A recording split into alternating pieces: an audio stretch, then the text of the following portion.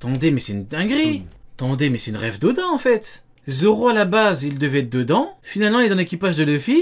Et au final, c'est Mihawk qui rejoint l'équipage de Baggy. Et l'un des commandants de Baggy. L'une des deux ailes de Baggy. L'autre aile étant Crocodile, qui doit chier dessus à Marineford. Les choses sont bien faites. Les membres de l'équipage du clown devaient tous être des frères, et Zoro devait être l'aîné. Et là je me dis que Zoro qui a 3 sabres dans un équipage de clown, avec un dresseur et un cracheur de feu, peut-être que dans sa tête, à la base Oda avait prévu que Zoro soit un jongleur à 3 sabres. Bon, heureusement pour nous, cette idée a été complètement abandonnée, car même Et bah comme quoi, hein, les choses sont bien faites. Hein. Au final, c'est ce sale clown de Mihawk qui a fini dans le cirque. J'aime bien, j'aime beaucoup. si Luffy aurait tenté de le recruter, je vois mal un personnage aussi loyal que Zoro trahir son frère pour rejoindre un autre pirate. Et donc, peut-être qu'on n'aurait jamais eu Zoro dans l'équipage. Moi, je trouve ça dingue. Et d'ailleurs, en parlant de début de One Piece, il faut savoir que le début du manga a été un petit peu modifié. Et pour cela, il faut qu'on parle de Romance Down.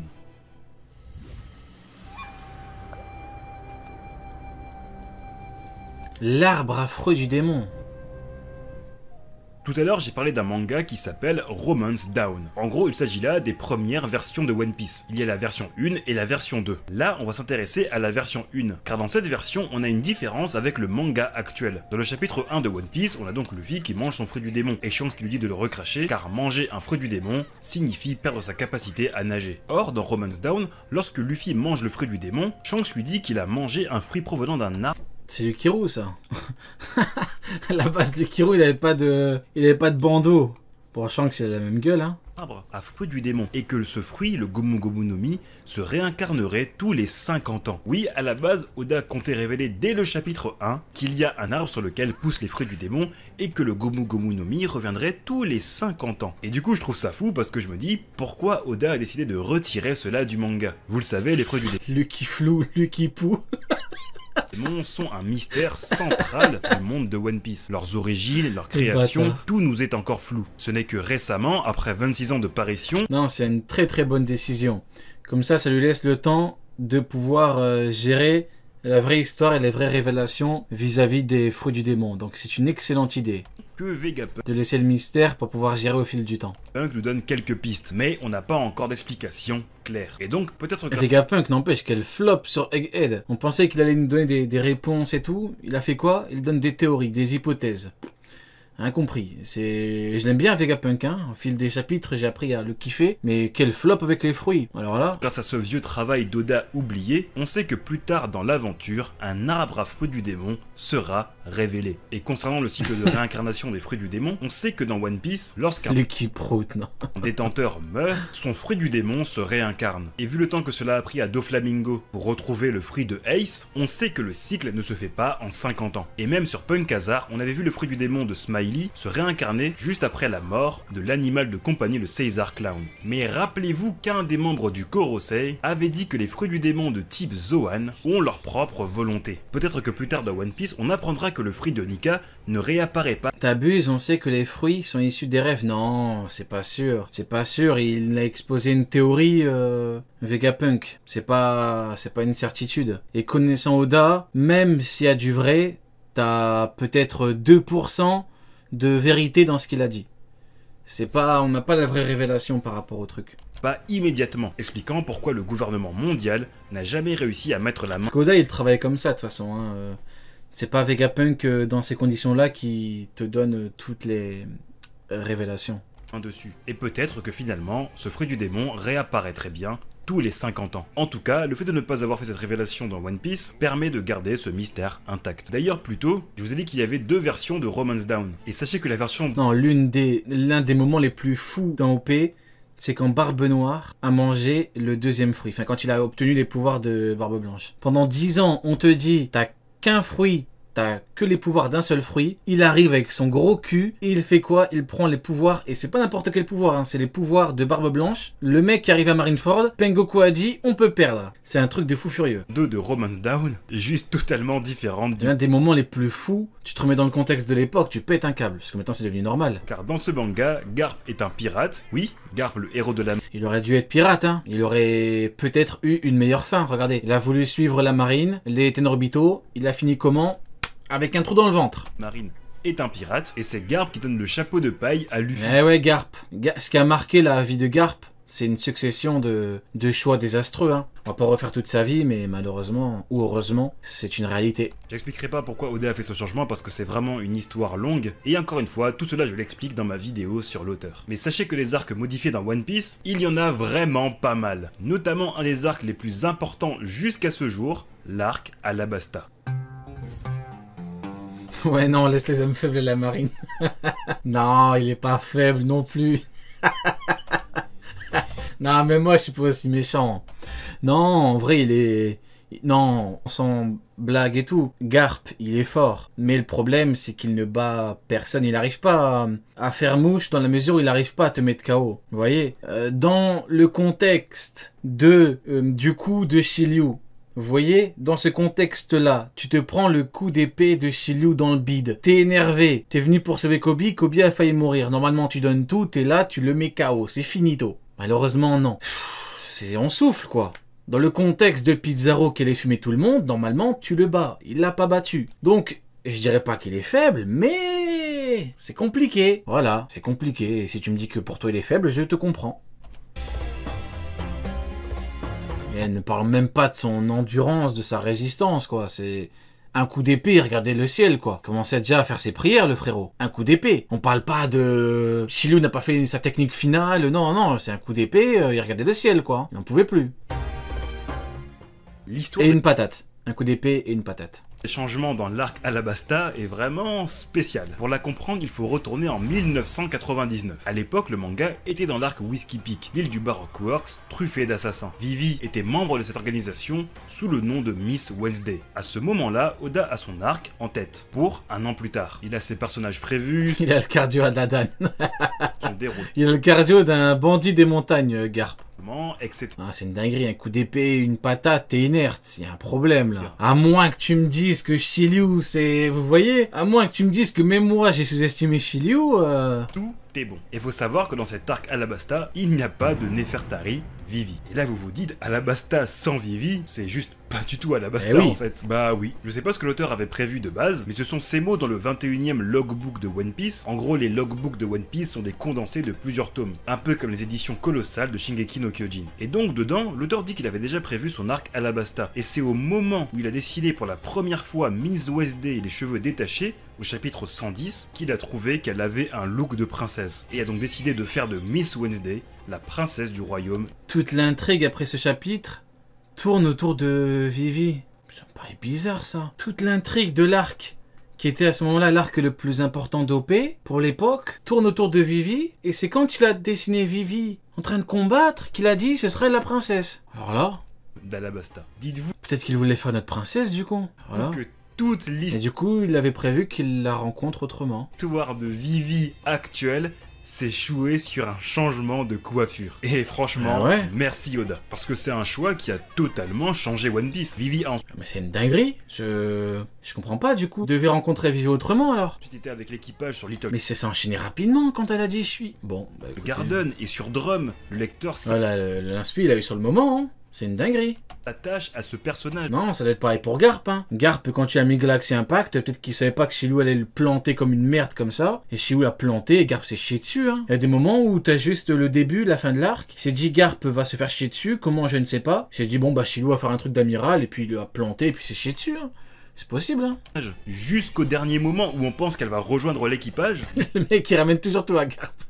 Mais ne le fait pas, avec sûrement la meilleure scène d'adieu du manga. Vous imaginez la fin d'Alabasta sans ça? Alors peut-être que Oda aurait remplacé Vivi par un autre personnage, qui joue aussi le rôle de princesse d'Alabasta, et sûrement que les chapeaux de paille l'auraient rencontré directement au sein du royaume, comme Luffy qui rencontre directement Rebecca sur Dressrosa. Mais c'est comme... Vasco Shot qui dit héros de mes fesses. Enfin, ça m'étonnerait que l'auteur ait prévu ça depuis le début. Enfin, depuis...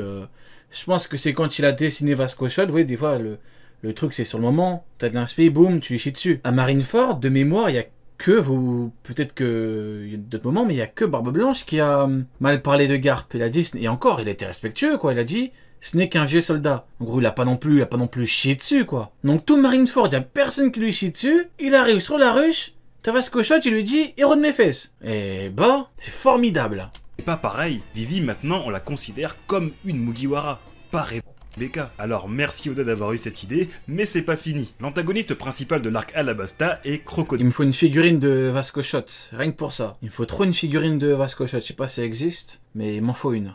Ça, c'est prévu aussi depuis longtemps par l'auteur. Mais à la base, Oda avait une toute autre vision du Crocodile actuel que celle que l'on connaît de l'ex-corsaire. Car dans le databook Green, on apprend que Crocodile devait être à la base un adversaire qui combat avec des énigmes. Et son crochet n'aurait pas été... Il combat avec des énigmes. C'était un crochet, mais un point d'interrogation. Donc on serait... Oh le combattant de merde. Oh le style de combat de Golemon. Il combat avec des énigmes. Passé de ça... Genre il arrive, il te dit pour me battre, il faut que tu répondes à cette question. Qui s'est fait chier dessus en 1 minute sur la ruche? Qui était censé avoir le niveau Yonko, mais qui s'est fait chier dessus en 1 minute sur la ruche? Tu as 5 secondes.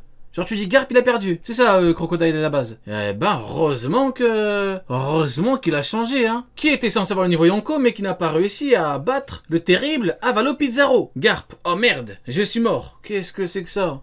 C'est quand que t'arrêtes avec Garp?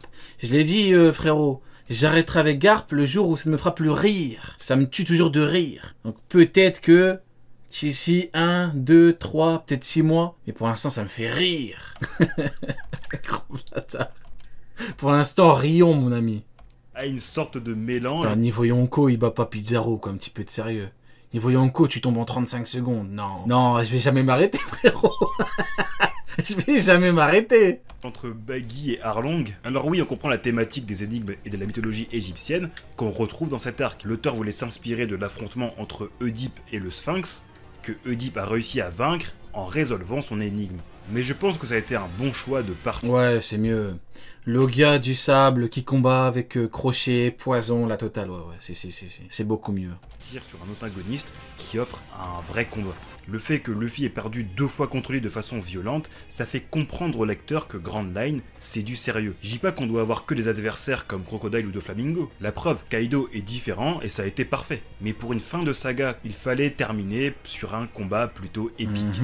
D'ailleurs, est-ce que vous pensez que cette idée sera réutilisée plus tard dans le manga pour un adversaire? Je sais pas pourquoi, mais je verrais bien à l'avenir un membre des Rocks se battre comme ça. Crocodile n'est qu'un exemple parmi tant de personnages qui ont été modifiés. Jinbei à la base devait être un antagoniste des chapeaux de paille et devait être le boss d'Arlong. Le Vogue Mary ne devait pas être détruit, mais Oda a décidé de faire cela car il savait que les futurs navires allaient être de plus en plus géants par rapport à la Caravelle. Quant aux Supernova, l'auteur les aurait tous inventés un chapitre avant leur apparition. Tout simplement parce qu'il trouvait que sans eux, l'arc Sabaody était ennuyeux. Et encore une fois, lorsqu'on voit l'importance que certains d'entre eux ont pris dans l'aventure, j'ai du mal à imaginer ce que Oda avait initialement prévu pour la partie post-ellipse de One Piece. Et il y a encore plein de modifications dont je n'ai pas C'est aberrant, frérot. parlé, sinon cette vidéo pourrait vraiment être beaucoup plus longue. Si vous voulez un épisode 2 de ce concept, laissez un pouce bleu et abonnez-vous. Mais de tous les personnages modifiés, la modification qui me surprend le plus, c'est celle-ci.